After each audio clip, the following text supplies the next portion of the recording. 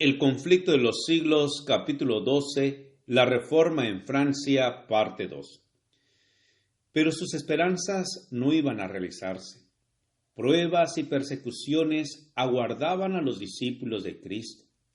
Si bien la misericordia divina se las ocultaba, pues hubo un periodo de paz muy oportuno para permitirles acopiar fuerzas para hacer frente a las tempestades. Y la reforma se extendió con rapidez. El obispo de Meaux trabajó con empeño en su propia diócesis para instruir tanto a los sacerdotes como al pueblo. Los curas inmorales e ignorantes fueron removidos de sus puestos y, en cuanto fue posible, se los reemplazó por hombres instruidos y piadosos. El obispo se afanaba porque su pueblo tuviera libre acceso a la palabra de Dios, y esto pronto se verificó. Lefebvre se encargó de traducir el Nuevo Testamento y al mismo tiempo que la Biblia alemana de Lutero salía de la imprenta en Wittenberg, el Nuevo Testamento francés se publicaba en Meaux. El obispo no omitió esfuerzo ni gasto alguno para hacerlo circular entre sus feligreses, y muy pronto el pueblo de Meaux se vio en posesión de las Santas Escrituras. Así como los viajeros que son atormentados por la sed se regocijan al llegar a un manantial de agua pura, así recibieron estas almas el mensaje del cielo. Los trabajadores del campo y los artesanos en el taller amenizaban sus trabajos de cada día hablando de las preciosas verdades de la Biblia. De noche, en lugar de reunirse en los despachos de vinos, se congregaban unos en casa de otros para leer la palabra de Dios y unir sus oraciones y alabanzas. Pronto se notó un cambio muy notable en todas estas comunidades. Aunque formadas de gente de las clases humildes, dedicada al rudo trabajo y carente de instrucción, se veía en ella el poder de la reforma, y en la vida de todos se notaba el efecto de la gracia divina que dignifica y eleva. Mansos, amantes y fieles resultaban ser como un testimonio vivo de lo que el Evangelio puede efectuar en aquellos que lo reciben con sinceridad de corazón. La luz derramada en Meaux iba a extenderse más lejos. Cada día aumentaba el número de los convertidos. El rey contuvo por algún tiempo la ira del clero, porque despreciaba el estrecho fanatismo de los frailes, pero al fin los jefes papales lograron prevalecer. Se levantó la hoguera. El obispo de Meaux lo obligaron a elegir entre ella y la retractación, y optó por el cambio más fácil. Pero a pesar de su caída, el rebaño de este débil pastor se mantuvo firme. Muchos dieron testimonio de la verdad entre las llamas.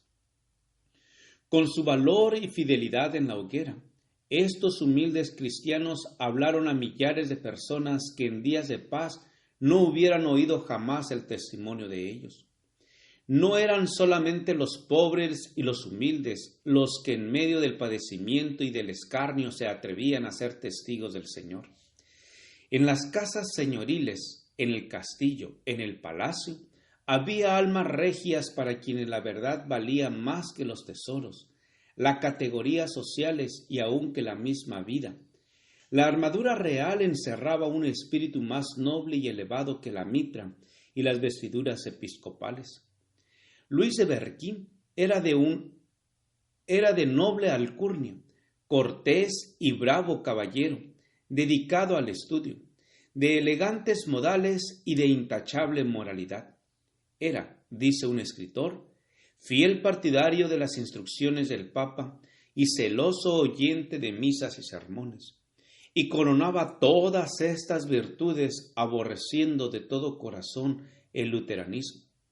Empero como a otros muchos, la providencia le condujo a la Biblia, y quedó maravillado de hallar en ella, no las doctrinas de Roma, sino las doctrinas de Lutero.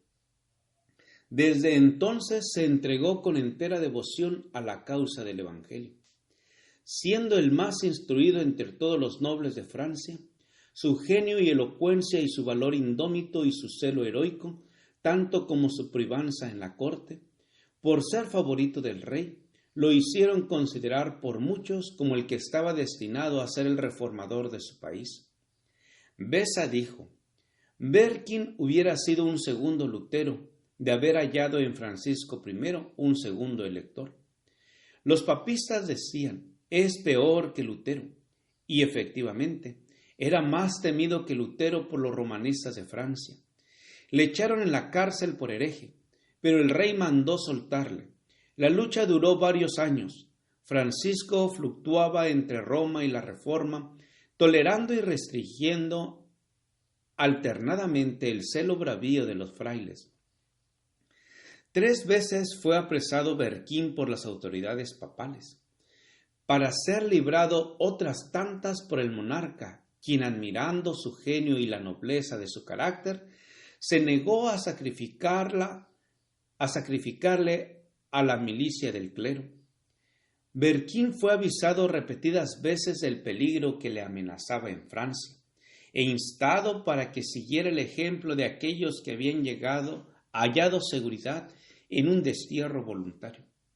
El tímido y contemporizador Erasmo, que con todo el esplendor de su erudición, carecía sin embargo de la grandeza moral que mantiene la vida y el honor subordinados a la verdad, escribió a Berquín: solicita que te manden de embajador al extranjero.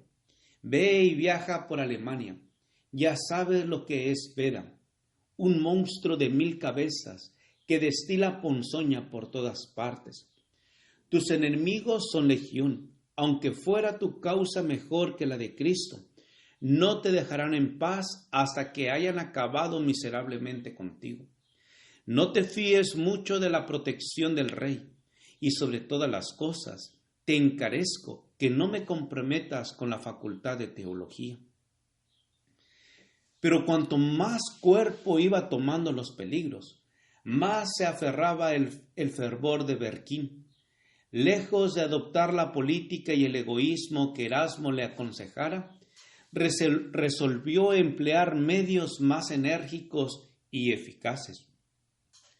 No quería ya tan solo seguir siendo defensor de la verdad, sino que iba a intentar atacar el error.